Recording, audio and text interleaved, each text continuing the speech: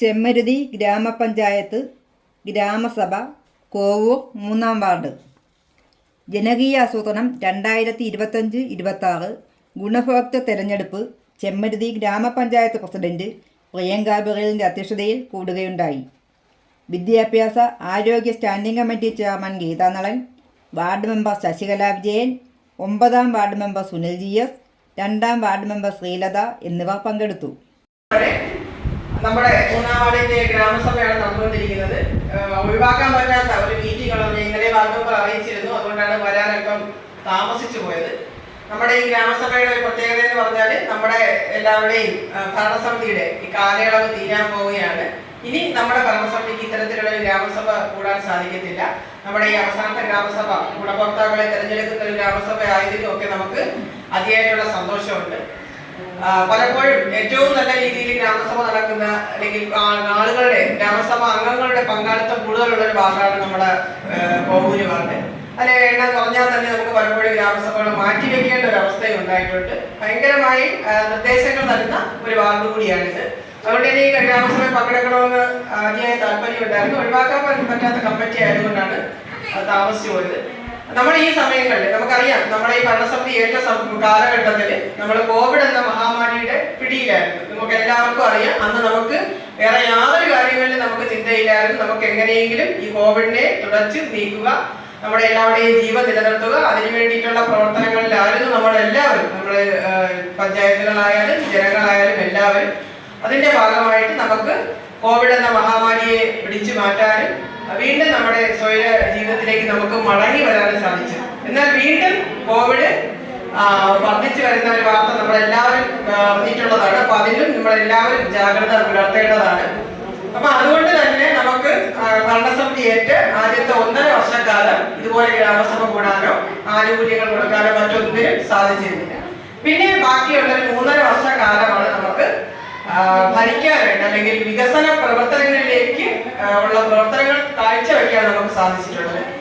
അപ്പൊ അതിന്റെ ഭാഗമായിട്ട് നമ്മൾ ആനുകൂല്യങ്ങൾ കൃത്യമായി കൊടുക്കുന്നതിന് പഞ്ചായത്ത് മുൻതൂക്കം നൽകിയിട്ടുണ്ടായിരുന്നു. സാധാരണക്കാരായ ആളുകൾക്ക് പെട്ടെന്ന് ആനുകൂല്യം നൽകാൻ പറ്റുന്ന രീതിയിൽ നടപ്പിലാക്കാൻ പറ്റുന്ന തരത്തിലുള്ള പദ്ധതികളാണ് നമ്മൾ ആവിഷ്കരിച്ചിട്ടുള്ളത്. അതുകൊണ്ടാണ് ഈ കാലയളവിൽ നമുക്ക് നല്ല രീതിയിലാണ് 52 കോടിയിലധികം രൂപയുടെ വികസന പ്രവർത്തനങ്ങൾ നമുക്ക് പഞ്ചായത്തിലുടനീളം സാധ്യമാക്കാൻ സാധിച്ചത്. അതിന് ഭരണസമിതിയുടെ ഏറ്റവും വലിയ തീരുമാനം എന്ന് പറഞ്ഞാൽ നടപ്പിലാക്കാൻ പറ്റുന്ന പ്രോജക്റ്റുകൾ ഏറ്റെടുക്കുക, ആ പ്രോജക്റ്റ് ഉദ്യോഗസ്ഥർ നടപ്പിലാക്കിയോ എന്ന് കൃത്യമായിട്ട് സ്റ്റാൻഡിംഗ് കമ്മിറ്റിയുടെയൊക്കെ നേതൃത്വത്തിൽ കൃത്യമായിട്ടുള്ള അവലോകന യോഗങ്ങൾ നടത്തിയതുകൊണ്ടാണ് നമുക്ക് ആ നേട്ടം കൈവരിക്കാൻ സാധിച്ചത്. നമുക്കറിയാം, ഇഷ്ടംപോലെ പട്ടികജാതി നഗരങ്ങളുള്ള ഒരു പഞ്ചായത്താണ് നമ്മളത്. അതുകൊണ്ട് തന്നെ പട്ടികജാതി മേഖലയ്ക്ക് വേണ്ടിയിട്ട് മാത്രമുള്ള ഫണ്ട് നല്ല രീതിക്ക് എത്തിച്ചേരാറുണ്ട് നമ്മളെ പഞ്ചായത്തിൽ. പക്ഷെ കിട്ടുന്ന ഫണ്ടിനേക്കാൾ അധികം തുക ചെലവഴിക്കാൻ ഈ ഭരണസമിതി കാലയളവിൽ നമ്മൾ ശ്രദ്ധിച്ചിട്ടുണ്ട്. 100%-ത്തിലുപരിയായിട്ടുള്ള ഫണ്ട് ചെലവഴിക്കാൻ നമുക്ക് സാധിച്ചിട്ടുണ്ട്. അത് നമ്മുടെ കൃത്യമായിട്ടുള്ള പദ്ധതി ആവിഷ്കരണത്തിന്റെ ശ്രദ്ധ കൊണ്ട് തന്നെയാണ്. നമുക്കറിയാം, പഠനമുറി എന്ന് പറയുന്ന ഒരു പദ്ധതി നമ്മളെല്ലാവരും ഇപ്പൊ ഇവിടെ മെയിൻ്റനൻസ് എല്ലാവരും ആവശ്യപ്പെട്ടതുപോലെ തന്നെ ഏറ്റവും നന്നായിട്ട് നമുക്ക് കൊടുക്കാൻ പറ്റുന്ന ഒരു പദ്ധതിയാണ് പഠനമുറി എന്ന് പറയുന്നത്. 2 ലക്ഷം രൂപ ഒരു പഠിക്കുന്ന കുട്ടിക്ക് കൊടുക്കുന്നത്. കാരണം പല വീടുകളിൽ 4-5 ആൾക്കാരുള്ള ഒരു വീട്ടിനകത്ത് ഈ കുട്ടിക്ക് സ്വസ്ഥമായിട്ടിരുന്ന് പഠിക്കാനുള്ള ഒരു സൗകര്യമില്ലാത്ത അവസ്ഥ. ഇന്നത്തെ തലമുറയിലാണെങ്കിൽ വിദ്യാഭ്യാസത്തിന് ഏറ്റവും പ്രാധാന്യം കൊടുത്തുകൊണ്ട് പോകുന്ന ഒരു കാലഘട്ടമാണ്. എല്ലാ കുട്ടികളും വിദ്യാഭ്യാസം ചെയ്യുന്നവരാണ്. നന്നായി പഠിക്കാൻ കഴിവുള്ള നിരവധി കുട്ടികളുണ്ട്. അപ്പൊ അവർക്ക് പഠനത്തിൽ ശ്രദ്ധ കേന്ദ്രീകരിക്കുന്നതിന് വേണ്ടിയിട്ടാണ് ഇത്തരത്തിൽ പദ്ധതി നടപ്പിലാക്കിയിട്ടുള്ളത്. നമ്മൾ പണ്ടൊക്കെ നമ്മുടെ ബ്ലോക്കിൽ അല്ലെങ്കിൽ ജില്ലയിൽ നിന്നാണ് നമുക്ക് പഠനമുറി നൽകുന്നത്. അപ്പൊ തരുന്ന സമയത്ത് ചെമ്മരുതി ഗ്രാമപഞ്ചായത്തിന്റെ 19 വാർഡുകളിലേക്ക് ഒരു കഴിഞ്ഞാലും നമുക്ക് പഠനമുറി ലഭിക്കത്തില്ല. അപ്പൊ പലപ്പോഴും നമുക്ക് പഞ്ചായത്ത് കമ്മിറ്റിയിലൊക്കെ വിഷയം വരും. 6 എണ്ണമാണ് തരുന്നത്, 19 പേരുണ്ട്. ഏത് വാർഡിൽ കൊടുക്കും? എല്ലാവരും അർഹരായിട്ടുള്ള ആൾക്കാരാണ്. അപ്പൊ എന്തുകൊണ്ട് നമുക്ക് തന്നെ അത്തരത്തിലുള്ള പദ്ധതി നടപ്പിലാക്കിക്കൂടാ എന്ന് നമ്മളെല്ലാവരും കൂടെ ചിന്തിച്ച് ആലോചിച്ചതിന്റെ ഭാഗമായിട്ട് നമ്മൾ അടുത്ത വർഷം പിറ്റേ വർഷം മുതൽ പഞ്ചായത്ത് തന്നെ പഠനമുറി എന്നൊരു പദ്ധതി കൊണ്ടുവരികയും വളരെ ഭംഗിയായിട്ട്, അതുകൊണ്ട് തന്നെ എല്ലാ വാർഡിലും ഓരോ വർഷവും ഒരു പഠനമുറി നമുക്ക് കൊടുക്കാൻ സാധിച്ചു.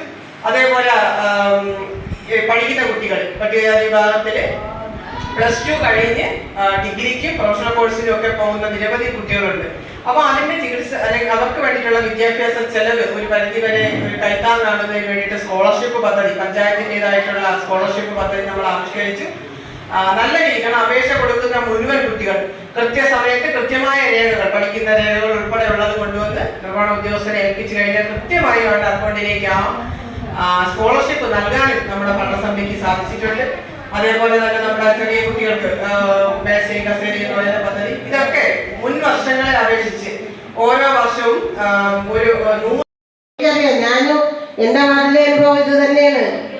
കാലാകാലങ്ങളിൽ ഗ്രാമസഭകളിൽ വരിക, ആനുകൂല്യം കൈപ്പറ്റുക, കിട്ടിയില്ലെങ്കിൽ പറയാം അവള് കയറിയിട്ട് എന്ത് തന്നു, അവളൊന്നും തന്നില്ല.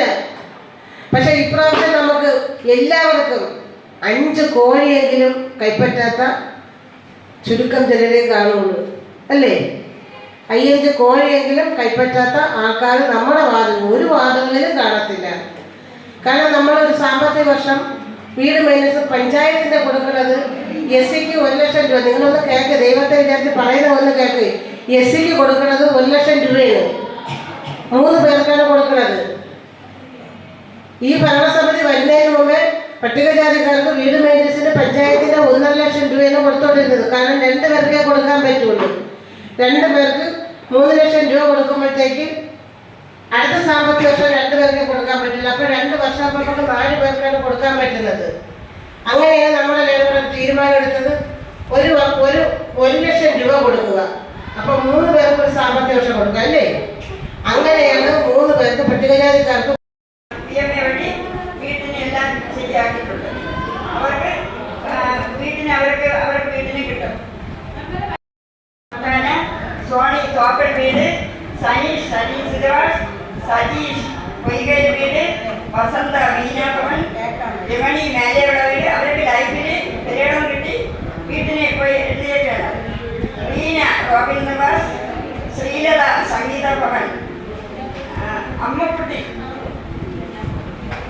അമ്മുക്കുട്ടി പുത്താന, അത് 4ാം വാർഡിലുള്ളതാണ്. നമ്മുടെ വാർഡിൽ പേരുടെ വാങ്ങിച്ച് അവർക്കും DMA വഴി വീട്ടിന് എഴുതിയിട്ടുണ്ട്.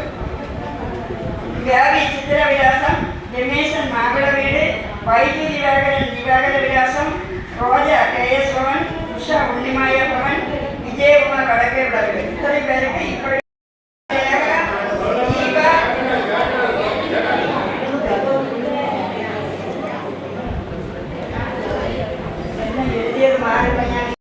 Straight forward, Sivapuram, Chemmaruthy, വക്കല.